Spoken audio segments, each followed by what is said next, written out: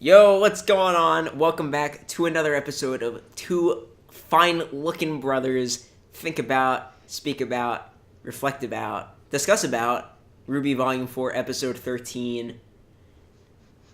Shit, what was this episode called? I forgot. It was called Some Breaks. Some Breaks? Yeah.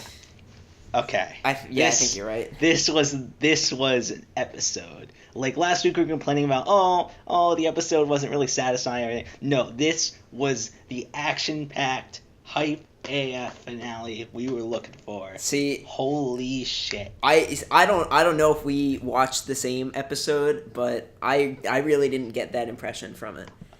I thought you of all people would be insanely hyped about this episode. I mean, there were good parts and stuff, but I don't know. It was like they jumped the shark in this one. Are you serious? You mean to tell me when it pans up from when the episode starts and it's the exact ending of the last episode and it pans up to show that Leo is actually Neo? You didn't go insane? I would have, but she's just the fact that they made her 6'4" and a super deep voice really bugged me, because that really took away from the things that I liked about Neo. No, but right? She just starts off the episode. She starts off the episode going, "I'm back, bitches." It was the. Did you not clearly the worst thing? Did you not clearly see the other set of eyes and hands at the bottom, that she's literally just standing on top of another character? Wait, what? And, in a giant trench coat. But what about her voice? Is that real?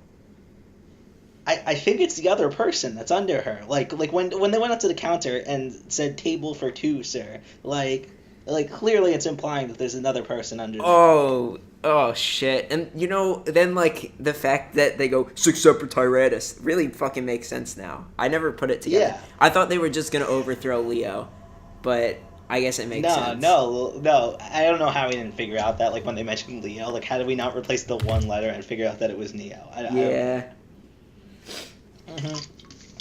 But yeah. So we watched this 12-minute episode, and I was surprised when I saw the icon was RWBY in Victorian clothing. I didn't get it, but it turns out this is her new Haven uniform. I remember you having a premonition about this, and I can't believe you were right. I'm the finale is going to be 12 minutes, and it's going to have her, so that's her Haven uniform, and they're all getting ready to chill, hang out. But then we see what's really going on. The whole plan, the Battle of Haven was now, and that Neo uses her silver eyes to turn the moon into a giant silver eye and bring it starting to crash down towards Earth. Yeah, okay, so I really liked the first, I'm gonna call the first four, or the first 3 volumes. I'm gonna call that the first RWBY. It's that's the RWBY of time. And then in this one, in volume 4, suddenly there's this time limit, and the moon, I thought the moon thing was cool, but I thought the time limit was really restricting. And yeah, I don't understand how they're gonna be able to stop the Silver Eye moon in 3 days. It doesn't. Cliffhanger was a little bit forced to me. Yeah, it doesn't make sense to me. Unless, I don't know, if they find some way to slow time or something, which, well, that could be a from property. The episode that Oscar's cane, Ozpin's cane, can slow down time. Yeah. So I have a feeling what's gonna happen is that Oscar's just gonna slow down the moon, so they can just go up and Yeah, it could happen. Mm-hmm. I don't know. With RWBY getting married, at the end before the moon hits, I don't really know how it's gonna go down. Man, it was so and we were all predicting Lancaster, that was gonna be the ship. I didn't expect RWBY to marry who she did. Yeah, I was saying, I was saying Jean and Pyrrha originally, and then Lancaster, but I know I said Lancaster, but like I fucking called it. I knew it the whole time. In more ways than one. In fact, in two ways. Like one, Jean and Pyrrha, and two, his fucking healing semblance. He grabbed her ashes and brought her back to life from it. Like, it was. I mean, I just said it was a healing one, but I know it was a little bit more than that. But I fucking knew it. I knew that was how it was gonna end. So and I was just joking with the Lancaster thing. That's the big question. Like, Pyrrha's back. Yeah. So like. Well, actually, everyone who died in the series is back already. Mm-hmm. Like when they revealed that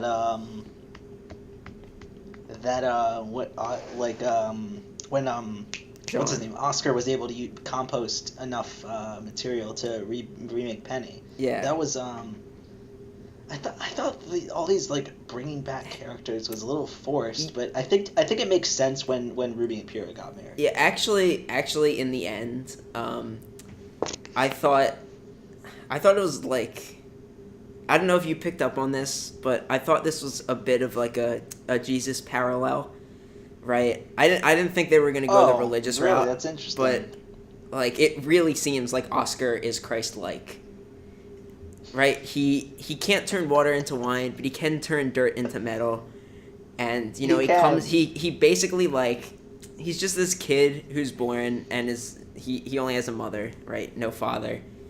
He's born, he doesn't know where he is. He's born on a farm, and he was trained to be a carpenter, and then he comes into town. God. Yeah, and he gives life to people. He gives them meaning. Mm-hmm. I don't know. Seemed really religious. I don't know if this was a Bernie thing. I don't want to make any assumptions. Yeah, I mean. But yeah, that like. I think the fact that like it ended in like the declaration of a polygamous marriage did not like seem okay to. I mean, it seemed okay, but it didn't seem like where I thought it was going, even though I was right. Like twofold. It was interesting because we saw like right before the credits, Oscar passes out right as the moon starts to fall. So we're like, oh, maybe he's gonna have problems using his cane to slow down time. But then the after credits scene, we see him wake up inside the body of Glinda, and he starts feeling. I forgot about that part. And he's like, what's going on? And then his sister, Glinda's sister comes into the room, and she's like, what are you doing? And then Oscar in Glinda's body starts crying. Yeah, he goes, I'm a little girl. No, that didn't really happen, but it was pretty much implied because he went, what happened? And that was honestly, I'm interested to see where the next volume takes that thread. I don't know if it was like a dream sequence like in volume 2 or if like he's actually a woman now. Yeah, the one thing that pissed me off though is how they dealt with Watts this volume. Like they introduce him, and then they do the big cliffhanger at the end of last episode, and then he just dies right away at the beginning of this episode. Like, I can't believe what was the point of his character? Yeah, like the fact that they introduce him and it turns out he just had cholera and died anyway. Like he knew he was sick, and he just didn't treat it and died. It was the dumbest thing. Mm-hmm. What a waste of a character. Yeah, I mean, I would have thought the technology would have been advanced enough for them to have a cure for polio. No, I guess they don't. See, I think he was just an idiot, right? It was just like he knew he had it, and he continued doing his Watts thing anyway. He's a doctor too. Like he treated people. He probably killed a bunch of people by treating them with his cholera. I mean, when the person under Neo asked, I wonder what it's like to kill a man, he said, well, there's a man right over there. It sort of implied that he was going to teach her how to kill. But, yeah, I don't know. But and then Oscar's, like, going to build a deck on his forehead. And, because, he's training to be a carpenter. Yeah.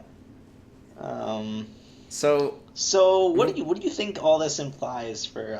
Well, I did want to talk about that one flashback, or Okay. not flashback. Yeah, It was I like can't believe I forgot to mention that. Yeah. yeah, it was like an alternate. What do they call it? Well, I guess we don't know the timeline in which these things happened because like I in mean, this after all, in this it is, episode it was revealed that like Ruby's story takes place like a couple years after and everyone's already been in Mistral. It was it was pretty interesting, that resolution that they gave. Yeah, like but it's so I guess there was technically flash forwards since we Yeah, were I feel actually like following the whole- Lace's story. like it is definitely like a weird kind of ordering, but I feel like since this is a Shimbo anime, we're gonna get some more clarity as the series progresses. Yeah, that's true. But like that flash sideways or whatever it was, I guess we don't know the time span, where it revealed like Ironwood's home life.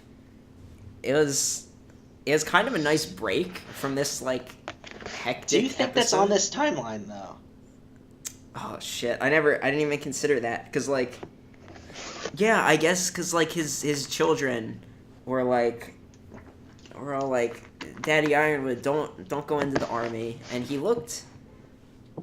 I mean, he looked a lot younger, but I guess maybe in the timeline of the show, he never had his kids, little Smithson Ironwood. When the anti I thought this was just one of those dreams that they had when the anti Silver Eyres kind of like put them all into the dream state, and then Ruby had to go into all their dreams and kind of take them out. I thought this was like probably just showing the first.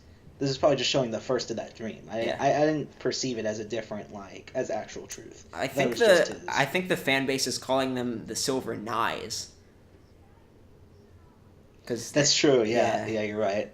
I forgot to mention that, but well, I don't think it was said in the episode. A little too far when I thought it was a little too far when like the silver eye energy built up and then Zwei became like a human kind of thing. Well, that was little. Do you remember in No Breaks, which was like the spiritual prequel to this episode? Yeah. Where they reveal that dogs have aura, and then he hits him into a fireball. Oh, that's true. I feel like that was definitely implying that at some point there is no difference between animal and human. It's all just physical. It's all just part of the aura energy. Yeah, exactly. Okay, so here's one thing I wanted to do since this is the finale, and I feel like it had a lot of great like monologues and lines. Favorite line from the episode? Oh shit, I don't. Do you have anything in mind? Because like I'm drawing a blank. There's one that this was when I started crying. You want me to tell you? Which one? I might be thinking the same one. Let's see. It's Did she say it's it? It's when they were like the moon starts crashing. Jean turns around, all concerned to Ruby, and Ruby's wearing her Victorian dress, and he's like, "Ruby, what do you think?" And she's like, "I think what happened at Beacon was a tragedy, and Salem needs to pay the price." Oh my god, and that was just it gave me started. Oh, that was such an emotional line. Yeah. I really liked like as horrible of a part, as horrible of like a stain on the RWBY show as I thought this was. When Pyrrha came back and she was like, "Missed me, bitches." It was pretty nice. Like I like that line, even though I didn't you're right. I wasn't a huge fan of what actually happened. Yeah. I'm trying to think of other things. Like, okay, so in the flash forward or flash sideways or whatever parallel universe it went into. Yeah. You know, we probably should have known that it was, I feel like I didn't piece this together. Like the fact that the Ironwood flashback was actually in like an alternate, it was in like a parallel universe when the sun started lecturing about scuttlebugs updating when they get near a wall. And Ironwood's like, "The fuck are you talking about?" And the kid is like, but yeah, like even if they're in a vertical parallel universe, when they get near a wall, their home updates. See, Yeah, I don't understand how you didn't. I didn't. See Yeah, it I at didn't that piece point. it together, but like looking back on it, it seems really fucking obvious. Hey, I thought that was a really emotional Yeah, line. okay, I don't know so- why you're laughing. I'm sorry. I laugh. I get like nervous laughter when sad things happen. Yeah, So I believe the child's name was Partrick. anyway, like, what do you think this like? Now that we had this like game-changing episode, what do you think's gonna happen with Volume 5? Because it's not gonna go the way we planned. I just think like. I don't know. I think Volume 4 ended in such a way where people are just not gonna accept that. Like talking about Volume 5 during this break is just gonna be taboo. Like nobody really wants to bring it up. But Yeah, eventually like, it'll. people are just gonna forget the show's still going on. Yeah. I mean, It's- this was a big changer. I mean, some people are gonna be very happy about the changes they made. I know some people are gonna be very upset. Yeah, I don't mean that But, in a bad way. this definitely But people changed just the might show. want to forget. Sorry, my contact fell out, so I'm trying to put it back in. Oh yeah, that I mean, Speaking of contacts, is that a reference we to the found episode? out that are you? yeah, are we you found out that referencing that Ruby's scene? silver eyes were just colored contacts. I was wondering if you were referencing that. I think Yeah, that and they fall out, and they fall out, and she's like, "Oh, my contact," and she looks up, and that's the mid roll credits, mid roll ad cliffhanger is that she actually has red eyes. yeah, like I really didn't appreciate that they roll the credits 6 minutes into the episode. And then they cut away to a promotion for the Rooster Teeth store where they're selling colored contacts. I thought that was really, like, Yeah. aggressive. And then the episode continues again. I was like, oh, I thought it was over. No, No, it wasn't. They just It had was to just a fit in mid-roll. everyone. It was really weird. Yeah. So now that we know, like, the only people that really have silver eyes in the show are Neo, Yeah. Rio, Yeah. Tio, Mio. They all have silver eyes. Yeah. And, Wait, did we even discuss the that new- she's a the- quintuplet? Oh, did we not say that? I don't think we did. Okay, so like basically they revealed like that Neo was She's a a quintuplet and that all of them Quintuplet, are yeah. lacking in one of the senses. Right? Like one of them can't hear, one of them can't smell, So one do of you them have like can't a taste. do you have like a new waifu now? Like I know Neo is still the cute pink hair. The girl see that the you Neo love, scene kind of but, let me I down. mean, I thought that blood orange hair was pretty nice. What was that, Tio? Yeah. Wait. No, it was Mio. No, Tio's the one with the with the Okay. blue hair. I see. Oh yeah, she's the blue fuck. Yeah, see, I still like God, that part when she popped up and just went "Hola." That was a great scene. That was great. Yeah. Yeah, it was so satisfying. I didn't know they had snowmobiles in Remnant, but I guess it makes sense in like the Atlas Yeah, climate. I mean, how are they gonna clear this? How are they gonna clear the snow for their Tiny seeds. their stickball games? No, they have to clear it for their for the tiny seeds. That was That's an true. interesting musical segment. But I don't really want to talk about that. That's going to be on the soundtrack discussion episode. We talk about I think best Atlas song for the wrap-up. soundtrack was here when they were building I also like when they were like building that new place for Oscar to work and they were like singing Mhm. "Raise This Barn." It sounded very familiar, but I feel like it was original. Yeah, I think it's weird that they actually have people singing in the show now. I know they did it with Weiss, but like it usually the usually show, it's just we in the didn't even background. mention that seamless transition from action adventure show to musical. Yeah, I think that was probably the thing that this episode did the best. I know we've been complaining about the faults, but see, there was some good stuff in it.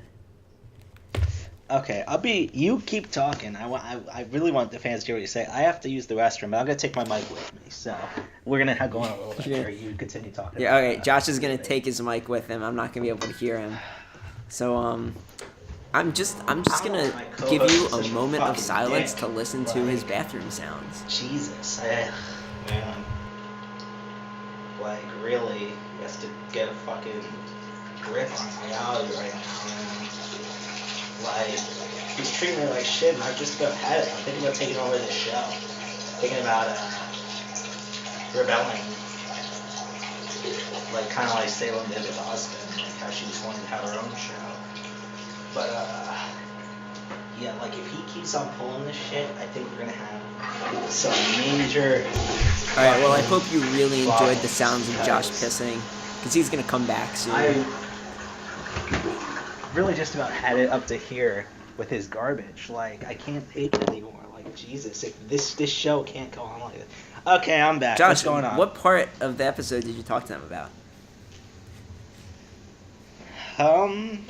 I talked to him about, like, the state of the podcast in general and how, like, things were going, kind of, like how, like, it was going to continue in, like, Volume 5 and everything like that. Yeah. I didn't really talk about a specific part of the episode, but I want to hear what part you mentioned. I don't really want to talk about it. You can see when we, You know? when you actually publish the podcast. Yeah. You see what I mean? Okay, yeah. Well, thank you for watching, everyone. This has been a fucking horrible episode. I hope RWBY continues down in this downward spiral. And, I feel like it's gonna be similar to Rick and Morty though, where they don't even address what happened in this episode. It's kind of gonna be like a thing where it's just like it just starts up back to normal. You know what? I think even the fan base is gonna forget about this episode. In fact, I would like to forget about this episode. Yeah, I mean, at this exact point, I'm gonna count down from 1, and we will have no memory of this episode. You ready? Yeah, sure. I'm good. Okay, 5, 4, 3,